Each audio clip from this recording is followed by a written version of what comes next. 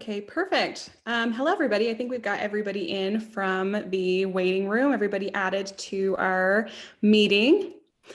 We are very excited to have you here. Welcome to the kickoff presentation for the Diversity, Equity, and Inclusion in Education and Mental Health webinar series. So we are so excited to introduce this series to you. In our lab, we wanted to be very intentional with facilitating training opportunities for students, professionals, and the larger community to just ensure that we are prepared to provide equitable and culturally informed services. So keep an eye out for future webinars associated with this series. A few reminders about our webinars. We will be having a Q&A session following the presentation, so feel free to use the chat feature as questions come up. We encourage you to mute your sound, but feel free to keep your video on if you feel comfortable.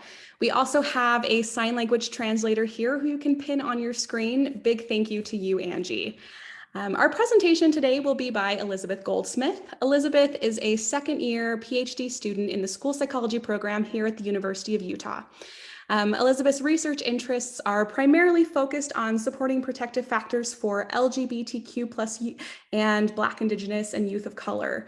This year, she and a team of graduate students are implementing a curriculum in a local middle school to increase perspective taking towards LGBTQ+ BIPOC youth. And she is here today to talk about CRT. So welcome, Elizabeth. Hey everyone, thank you for the introduction, Ashley. Let me just take a sec to get my screen pulled up.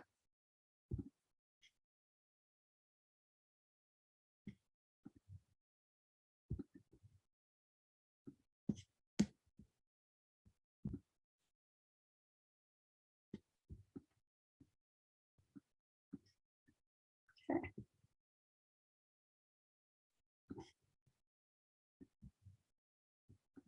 Okay, is everyone able to see that okay? Okay. All right, so as Ashley said, my name is Elizabeth Goldsmith and I am a second year in the PhD school psychology program up here at the University of Utah. And today we're really going to be talking about critical race theory and more specifically how it is established in schools, what's happening around the topic in schools, and some areas that we can work on contributing to the areas that critical race theory is trying to address within schools right now.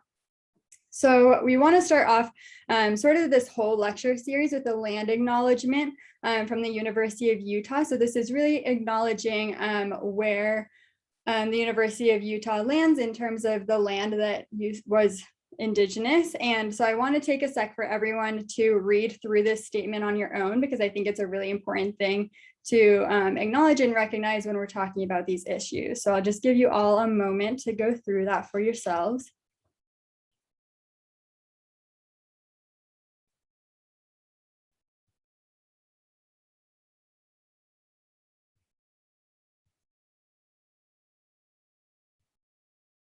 Okay, so to get started, I'm going to give you a quick roadmap of what we're going to be talking about today. So after we begin, I'm going to first start off by giving you a little bit of an overview of who I am and what my background is. And next we'll be jumping into talking about, hold on, let's see if this will work. There we go. And then we will be jumping into talking about what critical race theory actually is.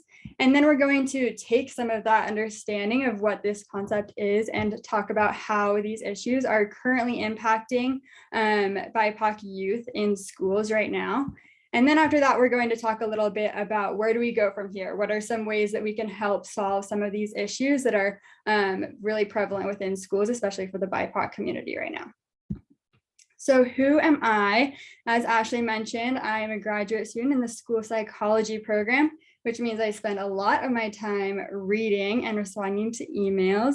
And then on my free time, I'm really into backpacking with my dog, Cowboy. And then some other pieces of my identity that are really important to me are I am Jewish and I am queer. So I know that everyone here didn't come here to learn about me, but the reason I really wanted to bring up a little bit of my background is because I think it's a really important part of today's conversation, because I really want to be as transparent as possible about the fact that I'm a white woman presenting on critical race theory, which means I've read a lot on this topic, and I'm incredibly passionate about increasing feelings of safety and belonging for marginalized youth. But I don't actually have the lived experience of being a BIPOC individual in the United States. So practically what this means is I might make a lot of mistakes during this presentation, and a lot of what I'm presenting on is based on academic work and what I've read and studied, and not from that lived experience. And so there might be gaps in my knowledge there. And I want to give a lot of time at the end of the presentation and the Q&A, if any of these topics come up that anyone wants to bring up. I think that would be a great time to have a conversation about what has come up for all of you. So now that we've learned a little bit about me, I want each of you to think a little bit about your identities and how they relate to this topic. I think it's a helpful way to kind of orient ourselves. So I will give you all a moment to kind of think about different areas of your identity. So it can be socioeconomic status, race, religion, culture, anything, and go through these questions that are on the PowerPoint right now to think about how you would answer each of these questions. And then we'll have a moment to talk about it if anything comes up for anyone.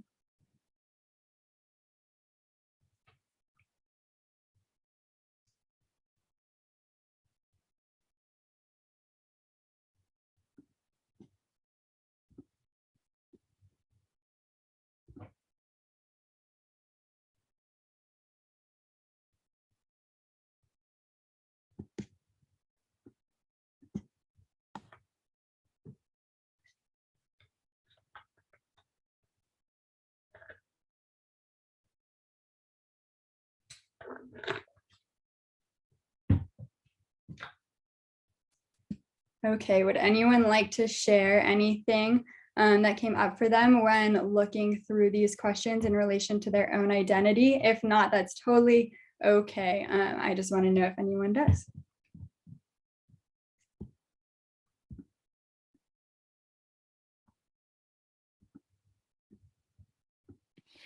Just want to add, I think it's incredibly salient right now, given what's going on in Texas, that identifying as a woman right now kind of feels a little scary and oppressive in a sense because of the laws that have been passed. Yeah, thank you for bringing that up, Mackenzie. I think it is interesting to think about how at different points in your life, it could be year to year or month to month, how you answer these questions and how you think about them in relation to your own identity can totally change based on the climate of what's going on. I think that intersectionality comes into play here too, because the question I was drawn to is the part of my identity I feel is difficult to discuss with others who identify differently is political and ideological. And because I'm from Texas, which is another part of my identity, that has suddenly become 10 times worse because I feel like Texas has gone off the deep end. And I was having a Facebook conversation with my cousin and she said, I'm not proud to be a Texan. And I said, I always have been until now, you know, and it's been hard. Yeah, I'm glad you brought up that point of intersectionality, because I think when we're having these conversations, we really focus on one area of identity, but identity isn't an isolated piece of ourselves. And I think it is important to always think of these things in a context of intersectionality. Did anything come up for anyone else?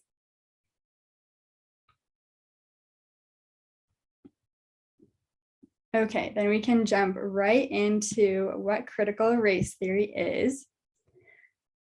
So to start off, critical race theory is a theory, and so there's not just one strict definition of what it is. And so to start off, I'm going to give you kind of a background of how we have come to understand critical race theory. So after the civil rights movement, a lot of people thought that laws were changing so that all people were equal under law, and that was that. And so this sort of changed the climate within the United States to believing that racism only existed interpersonally between people who held biased views, but laws reflected equality at this point. But then there were some researchers at Harvard who were really trying to look at this in a different way, because they were really stepping back from these issues and recognizing that BIPOC individuals were really still predominantly or disproportionately within low SES status and going to jail at a higher rate than their white counterparts. So even though the laws were hypothetically equal, there was still a large gap that was being seen in terms of what was happening in different communities. And so when they were looking at this, they were trying to get to the core of why this was happening and why they were still seeing these patterns of inequity within the US. And they realized that the problem really is that although racism is still occurring within interpersonal relationships, it's not actually out of the law. So there are a lot of ways that laws subtly disproportionately affect one race or group over another. So as I said, critical race theory is very dynamic, but one definition of it that I think really makes a lot of sense to me is that critical race theory is a dynamic concept that aims to address how laws and structures of government have perpetuated a system that disproportionately disadvantages people of color. And I know that's a lot, and I know that critical race theory isn't just this one thing. And so we're going to look at a couple of different definitions of different perspectives you can use to look at critical race theory. So for this first one, critical race theory is looking at how racism isn't just an interpersonal issue, but rather something that's embedded within US laws. So as we just talked about, after the civil rights movement, there was that push to understand racism is simply interpersonal, but that is not what we're seeing in terms of the outcomes from laws. Second, critical race theory is an academic theory, so there's no single definition of what it is. Next, critical race theory focuses on criticizing and analyzing systems as opposed to changing individuals' belief about race. So I think it's important to recognize our identity when we're thinking about these issues. But critical race theory is really trying to take a step back and look at race within a system as opposed to interpersonal beliefs and breaking those down. So the next one is critical race theory follows the perspective that race is a social construct. And it is a framework to examine inequities in laws and policies so they can be rebuilt equitably. And then the last one that we'll look at is critical race theory discussed in policy, and it is discussed in policy and at high levels of education to understand how racism may shape systems or structures. So when I first started learning about these concepts, I had a really hard time putting them into context, and I really felt like I needed a salient example. I believed that these issues existed, but I had a hard time coming up with examples on my own. So I'm going to read this quote from President Nixon's former domestic policy chief. And for some people, it might be kind of hard to hear because it is a very blunt and salient example of what's been happening in the United States, but I think it really helps put these concepts into context. So the quote is, "The Nixon campaign in 1968, the Nixon White House after that, had two enemies, the anti-war left and Black people." You understand what I'm saying? We know we couldn't make it illegal to be either against the war or Black, but by getting the public to associate hippies with marijuana and Blacks with heroin, and then criminalizing both heavily, we could disrupt those communities. We could take down their leaders and raid their homes, break up their meetings, and vilify them night after night on the evening news. Did we know we were lying about the drugs? Of course we did. So I think this is a really hard quote to hear, but I think it's a good example of a politician really laying out the fact that they were doing these things very intentionally, and they were aspects of law and policy that might not have been clearly marginalizing a specific group, but here he really names it and says that they were doing that. So if we take a step back from race for the moment, if this concept is still a little hard to wrap your head around, which I think is completely fair, I want to give an example that is non-racial of when systems like this occur. So the example I want to give is about the gender gap in income within the United States. So a lot of people, when you're hired for a job, companies ask you to sign a non-disclosure agreement. And on the surface, non-disclosure agreements seem like a great idea because it seems like they're protecting private information and helping reduce competitive environments and keep everyone equal. But in all reality, these policies are actually developed to keep people from discussing salaries and in turn learning about actual development of wage gaps within companies. And so what happens is if a male or female recognizes that there is income disparities within a company, if the woman goes to take that to a higher authority to talk about the issue, they're going to be reprimanded for having broken that non-disclosure agreement in the first place. So this is kind of an example that's not race related, where it seems like a law that's meant to create equality among communities and people, but in all reality, it's meant to disproportionately harm women. So there's a lot of misconceptions out there right now about critical race theory. So I think it's just as important right now to understand what critical race theory is as it is to understand what it is not. So first, some people argue that critical race theory is an attempt to make people feel bad about their race. And I think it's also important to recognize that a lot of these perspectives are hard and also can be founded on ideas that from a surface level understanding critical race theory, it makes sense to feel defensive about. And so that's where a lot of these criticisms and misconceptions are coming from. So criticism or critical race theory isn't really meant to make people feel bad about their race individually. It really is trying to pull back and look at systems and how we have gotten to the point that we are today, as opposed to criticizing individuals. So the second one is that critical race theory inherently implies that one race is superior or inferior to another, but critical race theory is really the contrary. So critical race theory is saying all people of all races are equal. In fact, race itself is a social construct, but the systems that we have in place have created inequitable opportunities for communities based on race. And then the next one that we'll look at is critical race theory is looking at how race exists within systems, not just interpersonal relationships. And it doesn't assume that all racially minoritized individuals are experiencing oppression. So the next big question is, why do we care about this topic when we're talking about schools? But it's really important to talk about. So first, for a little bit of background, when we think about critical race theory in relation to education, something we need to consider is where these conversations of critical race theory are actually happening. So first, let's broadly break down education within the US. So if we have a sample of 100 people, about 90% of those people have a high school diploma, about 40% have a college degree, and about 15% have a graduate degree. Critical race theory for a long time has been a conversation only within graduate school populations, within that 15%.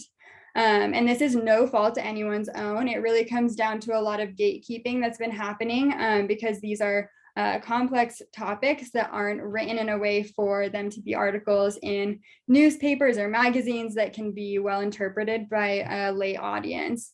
And it's one of the issues that's led to a lot of misconceptions about what critical race theory is. So when I started thinking about critical race theory and how people wanted to bring these conversations into elementary schools and middle schools and high schools, I was a little bit confused about how you would bring such a large topic into these communities to have these conversations. But it really comes down to talking about historical moments in time when different things were happening. So going back and teaching elementary school and middle school and high schoolers about what was happening before people came to the US from England, and what that actually looked like when it played out within the US. So what did that mean for Indigenous communities? And what does that mean for Indigenous communities now, and how has it affected them? Or talking about what happened after the Emancipation Proclamation was signed. Was it just great and everyone was free and equal, or were Black people still not allowed to own property in certain areas? So it's a lot of talking about history, and then also having diversity, equity, and inclusion conversations like we do here in Erin's lab. So one of the main reasons we're seeing that people are having a hard time with critical race theory conversations within schools is because there is a misconception that critical race theory is inherently anti-American.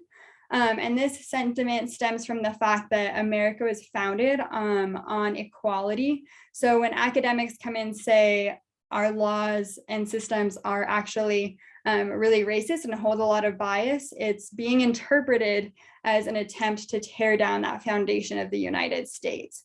And the other reason there is a lot of resistance towards critical race theory within schools right now is that kids are afraid, and their parents are afraid, that white kids will be shamed for their identity.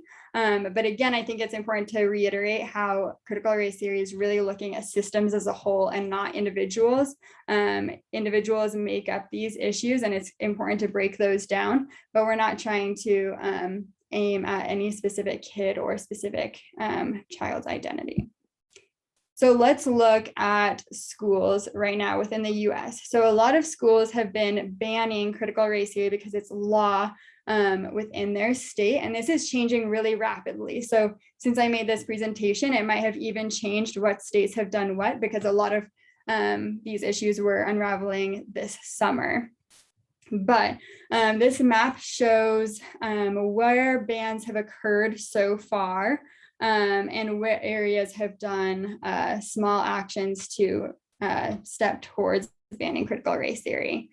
So we'll look at it a little bit more individually. So dark green states are places where critical race theory is completely banned at this point. And then the pretty dark green states, which is only Kansas, has a bill to ban critical race theory that has been pre-filled.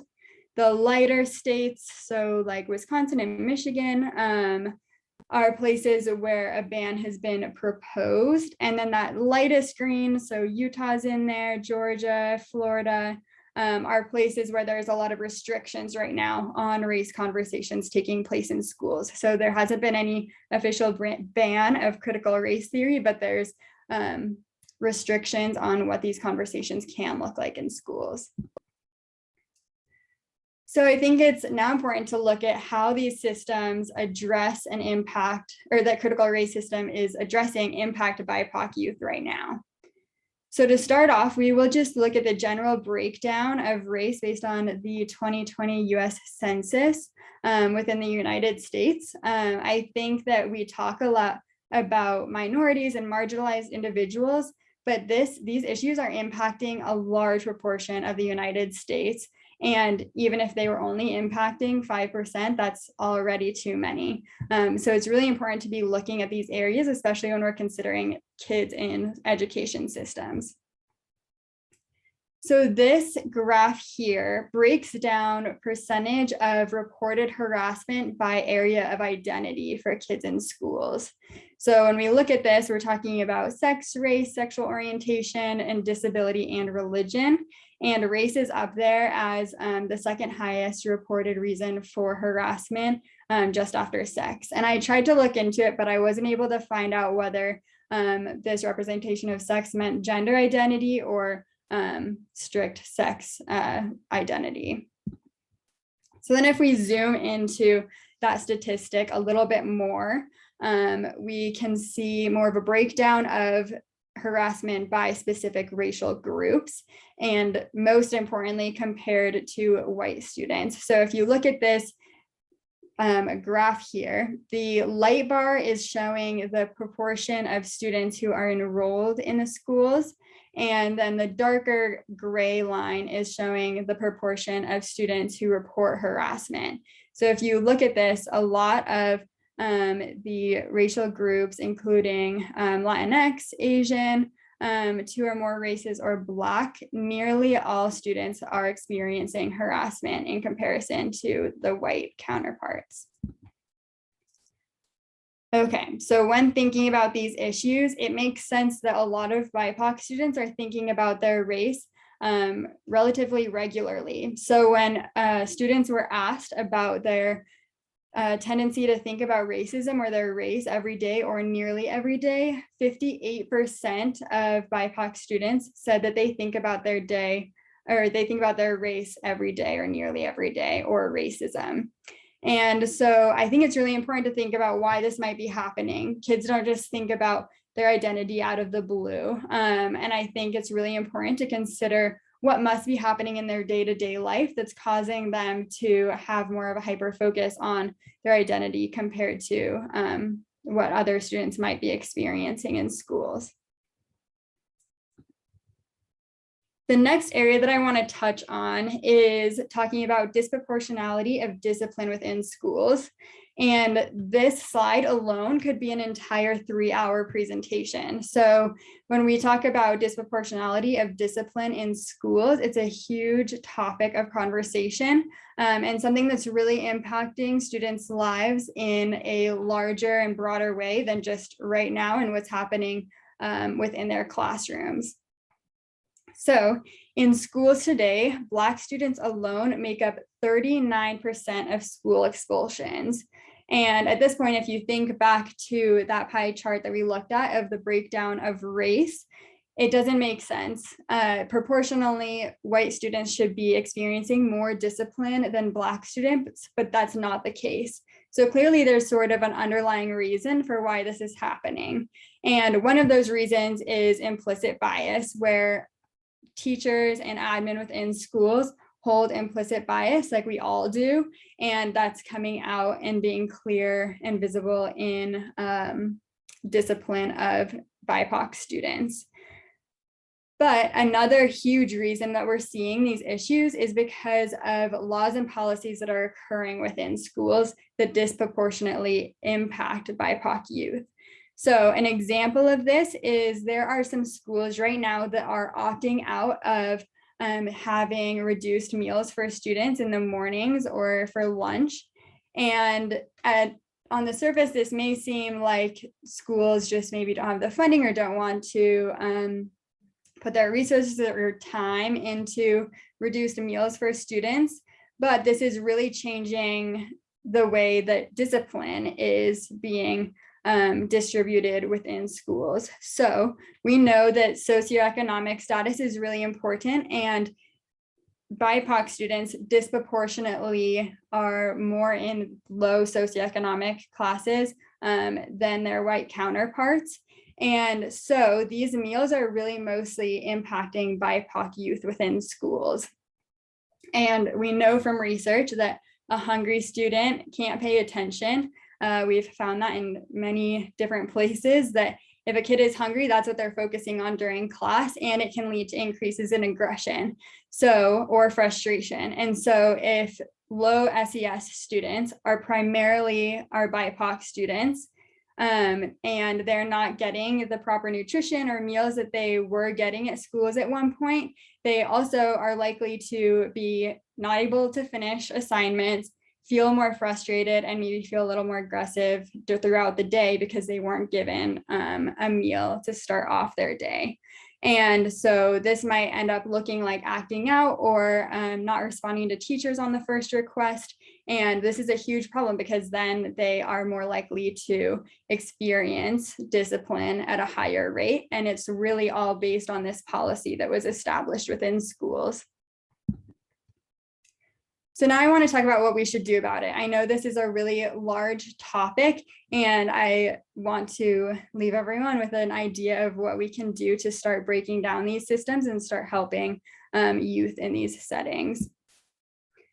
So if we go back to thinking about systems and laws and what our education system looks like right now, one of the main things that we can be doing is redistributing where we're talking about critical race theory. So we had talked about before how it was primarily that 15% of people with graduate degrees who are talking about critical race theory. And one way that we can begin breaking down these systems is to start having these conversations with everyone, whether someone is in school, has a high school diploma, anything in elementary schools. I think it's really important that we start having these conversations at a younger age because they are systems and ideas that are affecting so many people. And even if they're not impacting you directly, they're impacting communities as a whole. And if they're not impacting you directly, there's a lot of things you can help try to do about it. And so one of the ideas that you can do when you're thinking about bringing these ideas or concepts to elementary age or younger students is having diversity, equity, and inclusion conversations within schools and talking more about identity and what that means, as well as bringing an accurate view of history into our history classes. So another thing that you can do on more of an individual level is thinking about advocacy. And advocacy is really hard. And I think that a lot of people have resistance because it's scary and it's hard and it puts a lot of us out of our comfort zones. And so I want to run through this little activity of thinking about where your comfort zones are when you're thinking about advocacy for minoritized groups. So the first thing that we can think about is our comfort zone. So when we think about your comfort zone, this is where you engage in allyship that feels really safe and doesn't elicit any feelings of discomfort. So for some people that might be confronting friends or family, or if they say something inappropriate, or not engaging in allyship at all. The other place we can go is our growth zone. And this zone is where you experience a little bit of discomfort when you're in this zone, but then you are still not quite yet in your danger zone. So this zone might mean that you're actively working to confront your internal biases or standing up and engaging in activist groups within your community, or you're challenging policy by doing things like signing petitions. And overall, when you're in your growth zone, you're being a great active ally. The fear is that we'll all move into our danger zone. And when you're in your danger zone, you are way out of your comfort zone. And that might feel emotionally scary, or you might feel like you're in way of physical harm. And this can lead to becoming defensive or not feeling safe at all. And in this stage, we're not effective allies or advocates. And so if you're feeling defensive or feeling scared or frustrated, it's important to pick apart those pieces. So if you're feeling frustrated, could that be something that's within your growth zone, or do you feel like it's pushing your limits and it's really in your danger zone and you're not being helpful anymore? So I want to take a moment and I want everyone to think about some different action pieces or action items that would fall into various categories for themselves. So to give a couple of examples, this might be reading books to further educate yourself, watching documentaries, learning more in various ways like that, or signing petitions, questioning family members or friends when they say small microaggressions or say something inappropriate, all the way up to things like going to protests and joining groups within their community to talk about these issues. So I want you all to take a moment to think about what levels of advocacy fall into these different areas of comfort for yourself, because I think if we can think about them ahead of time, it can really help understand what you're willing to do and what you're not willing to do when you're faced with these situations out in the community or in schools. So just take a minute to think about that. And then if anything came up for anyone, let me know.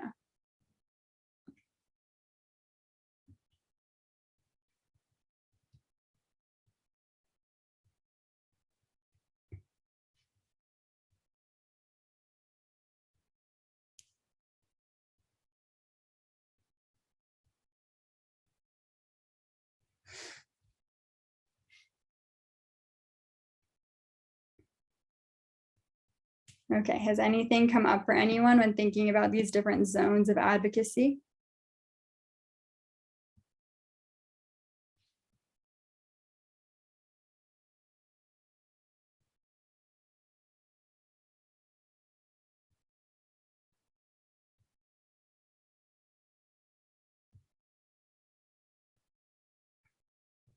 I'm just reflecting on how, hi, can you hear me, Elizabeth?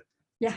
Okay, I'm just reflecting on how having these conversations around really any social justice issue, but in this regards, like, for example, critical race theory, can be so much easier in certain contexts like this lab versus environments. For me, it's not family, but just finding myself in environments where A, the conversation's either not happening, or B, it is more polarized, much more polarized, for example, in certain places, both in Utah, and then also I've been spending time in Wisconsin. And kind of that is both a growth and a danger zone. Maybe not a danger zone per se. For me personally, I have a lot of inherent privileges in my identities. But I think it's a growth zone of like keeping the conversations productive and like hopefully bringing people in, not polarizing them away from the importance of having this dialogue. That, if that makes any sense. Yeah, I think that makes a lot of sense. And I'm sure a lot of people would agree. I think the context makes a huge difference. And I agree, in this lab, it feels like a very safe space where we are having these conversations, but you don't know how you're going to be confronted or responded to if you have these conversations in a setting like schools. And that can be very different depending on the context, and either relatively easy or fall into your comfort zone or growth zone, or it can be really challenging to have the same types of conversations in a different context. Did anything come up for anyone else?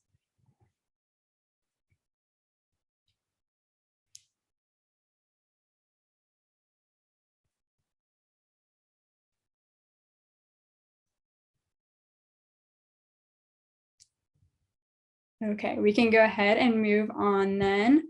So the last slide I have for you all is really looking at continuing your knowledge. I think that this type of lecture is a really important starting place, and sometimes people have a lot more questions or ideas they want to start thinking through. And so on the side here, these are two books that are great resources for starting to understand critical race theory.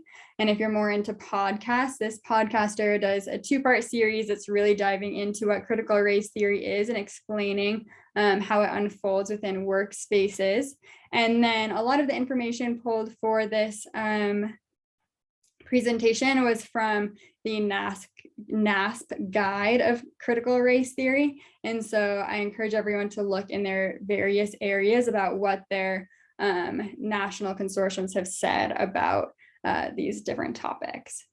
So now we can open it up for any questions anyone has, or any concerns that were brought up within the conversations, because I know, as I mentioned before, I really understand these topics by reading about them, but I don't have that perspective of a lived experience. So if any of those things came up for you, let's talk about them.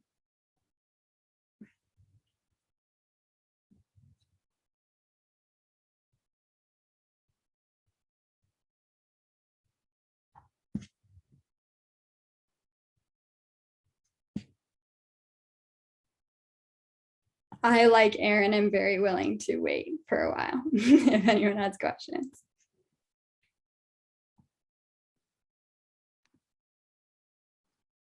Elizabeth, I thought this was a great presentation. Thanks again for presenting on this topic and being willing to go first for the lab.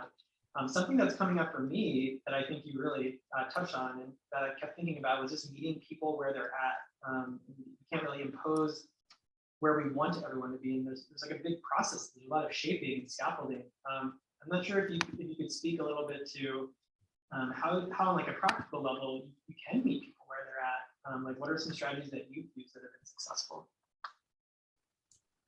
Yeah, I think that's really hard. And I think that's when we think about our zones, it's really important to think about whether defensiveness is coming up, because I think when we're having these conversations, the most common feeling that comes up when we're trying to meet people where they're at is that danger zone and unproductive space of being defensive.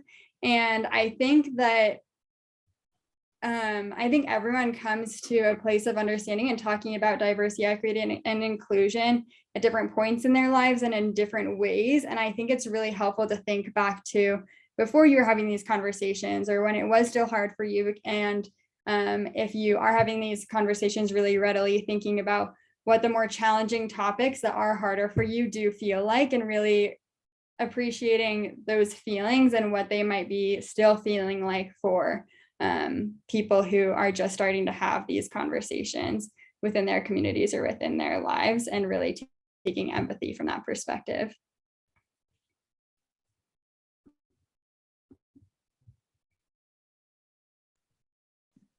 I have a question. Oh, go ahead, Eric. Sorry. Does someone want to go? Yeah, sure. I guess I can ask mine. Hey, so I was just thinking about kind of this again from like a practical perspective. An unfortunate reality of this is that I think a lot of parents in Utah and many other states have concerns about teaching critical race theories in schools. Unfortunately, how do you address parents that like bring up that concern to you? Yeah, I think that that's really hard, and something that especially Utah is really dealing with in a really big way right now. And I think it's really tough. I guess to give you a background on what we're doing. So a lot of you have heard about this Relate project that a few of us are working on to bring diversity, equity, inclusion conversations specifically around intersectionality into classrooms this year. And parent opinions and feedback is something that really intimidates me, and that does make me pretty worried, because I think sometimes kids are open to these ideas and maybe their parents aren't, or maybe both aren't. And I think that is a really challenging thing to work around, because you want to respect where everyone is coming from, but those conversations might not be one-on-one with a parent. It can really be a group of parents who are standing up against these ideas. And I don't think I have a very good answer for you. I think coming at it with compassion and recognizing where people are coming from is really important, and trying to spread education as much as possible to see if we could help parents understand where we're coming from is a great place to start, but I think it's really challenging. Thanks, Justin. I think that was a great question. And Elizabeth, something that I was thinking of as we're going through that is, there's a lot of shame and guilt that people feel when discussing these things, particularly if they're not fluent or experienced in this. And so, like you said, being compassionate and being able to really take some time to have these one-on-one conversations with people. I think that you can definitely relate to people in such rich ways when you can have an intimate one-on-one conversation. And I don't think we always afford that, or think of that, or have the time to do those things. And so I think just like prioritizing compassionate communication with people is a great starting point. Yeah, because sorry if I can make a comment. I just think like there's unfortunately just a ton of like we talked about in the presentation, just a ton of misconceptions about critical race theory. Like, for example, my mom is a middle school math teacher in rural Montana. And like the parents before the year got a note about them working on SEL, social emotional learning. And one of her parents thought that was somehow related to critical race theory, just CRT, because of the acronym. She thought SEL and would be related to critical race theory just because it's an acronym. My mom had to like explain, like, no, like social emotional learning is not even related to critical race theory. So I just think that there is just a ton of apprehension from parents right now. And so, yeah, I think I agree with what, Aaron and Elizabeth said is kind of the best solution to work on this with parents. Yeah, and I think that there are people who are intentionally conflating those things, social emotional learning, critical race theory, in an effort to try to dismantle our ability to create more empathic spaces, because I think it's intimidating. And I think that it's just easier in one fell swoop to loop anything that has to do with well-being and emotion-focused communication and empathy into that, when those are just basic human things that we should be able to teach children, and they may be distal foundational pieces that relate into critical race theory, but I think it's disingenuous for folks who try to conflate those things. And I think it's disingenuous because I think they're really not taking the time to understand the context. And so I'm glad you brought that up, and kudos to your mom for being able to talk openly with other parents about some of those concerns. Yeah, I really think it is a really great point. And I think understanding those misconceptions, as I think was said in the chat, I think it's really important. I think, and thinking about sort of our danger zone with advocacy, thinking about defensiveness, I think that's where a lot of people who are thinking about critical race theory and those misconceptions are coming from. I think a lot of it is about feeling defensive that their personal identity is going to be put on the stand and they're going to be held responsible for things. And so defensiveness is a hard feeling to have conversations about these topics with, because it might become more argumentative. So I think thinking about some strategies ahead of time of how to remain compassionate and understanding and really ask questions about where people are coming from is really important. I really like that the acronyms were brought up, just because I feel like, as with most things in academia, it's really easy to fall into this academic jargon. And when we're talking about these things that are really common in academic spaces, and that makes sense to me. I know what SEL is, and I don't even think about the fact that people maybe aren't familiar with the acronym, and so I think just being very conscious of the words that we are using and the way that we are interacting with people, and not assuming that everyone has kind of the same base knowledge that we do regarding certain topics, because I feel like that's something that can be really easy to fall into, is be like, oh, well, everybody knows what this is, so I'm going to skip over that part in my conversation, when those kind of foundational pieces are really essential in having these conversations and building trust with people, in order to facilitate spaces where you can have these conversations.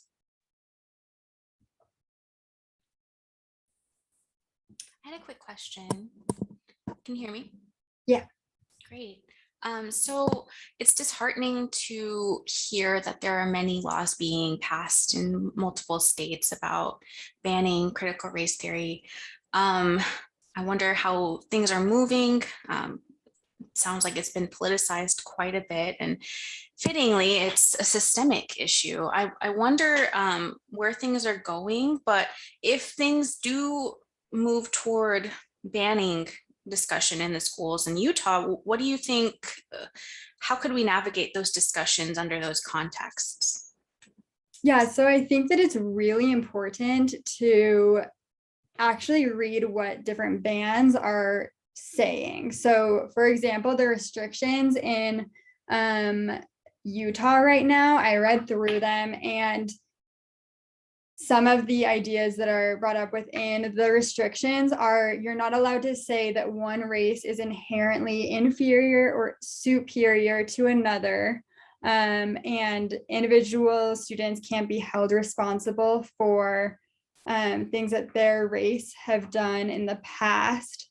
And so like both of those, I'm trying to think of what others are, but for both of those, I think the ban or restrictions themselves kind of show where those misconceptions are coming from, because critical race theory and having these conversations, there's no goal of saying that one race is inherently inferior or superior to another. And there's not a goal for it to be white shaming at all. And so I think as we start to read what these different policies look like, there are ways to see that a lot of the policies do come from misconceptions, and there's ways that we can talk about these issues that completely go around them, because a lot of the policies are based on incorrect information. Thank you.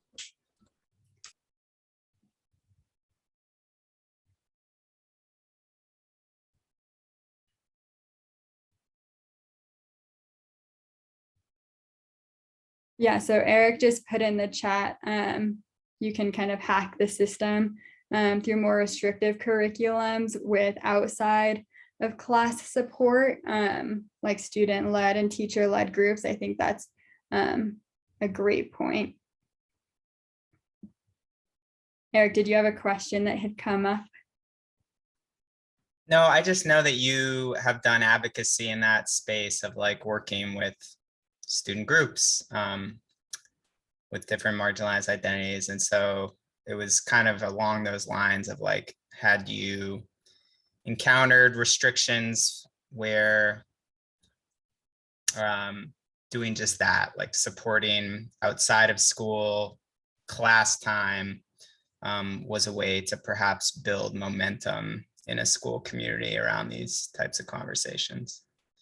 Yeah, so I think that it is tricky because school policies can be really rigorous. And for one example is I was talking to a school who wanted to implement this relate curriculum, and they wanted to do it as an outside group through a group or club. But to be able to do that, you wouldn't be able to actually name it or register it as an actual club. So it would have to be a totally, separate type of group that doesn't receive funding or support from the school, where they wouldn't need a faculty member to be partnered with that club and responsible. So I think that there are ways to do it. I think it just goes around policy a little bit in different ways, which I don't feel great about, but I think schools find little ways to have these types of conversations implemented.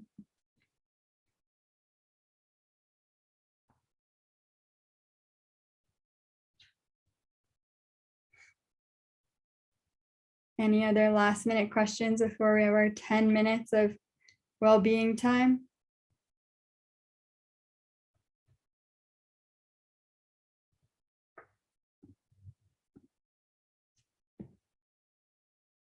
I'm reading the chat.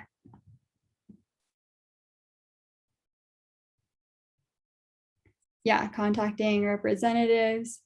I also forgot to say, Eric, I think having these conversations in schools that are working towards these goals is really important.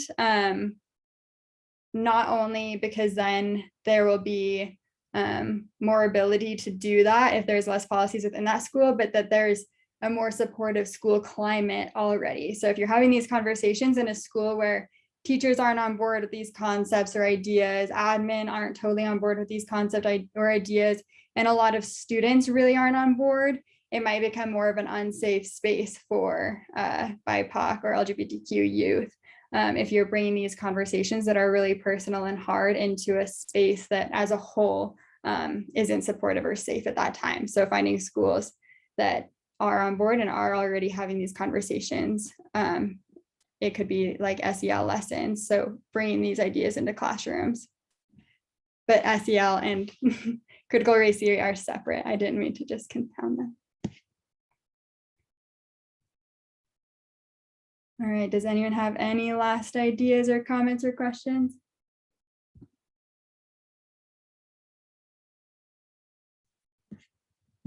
All right, thank you everyone for attending and for bringing up your thoughts and ideas. I really appreciate it.